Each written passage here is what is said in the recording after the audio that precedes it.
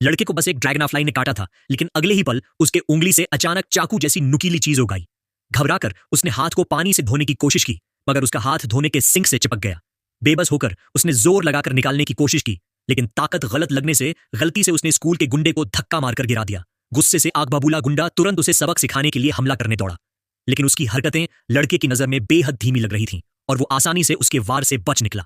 मगर जैसे ही वो घमंड में आया, गुंडे ने अचानक उसे एक मुक्का झड़कर दूर फेंक दिया और उसके हाथ से निकले चाकू जैसी चीज ने बगल में खड़े बूढ़े की शर्ट फाड़ दी। गुंडा उसका पीछा करने लगा तो लड़का डर कर भाग खड़ा हुआ। भागते भागते उसने गलती से व्हील चेयर पर बैठे एक आदमी को टक्कर मारकर गिरा दिया और फिर सीधा भिन भिनाते ततैयों के छत्ते में जा घुसा। हजारों ततैये निकल आए और चारों तरफ अफरा तफरी मच गई। इस मौके का फायदा उठाकर लड़का तुरंत वहां से भाग निकला। तभी उसे एहसास हुआ कि शायद उसके अंदर कोई सुपर पावर आ गई है और उसकी कहानी स्पाइडरमैन जैसी लग रही थी।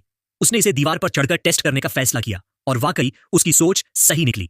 अब वो सिर्फ दीवारों पर चढ़ ही नहीं सकता था, बल्कि तरह तरह के मुश्किल स्टंट भी करने लगा।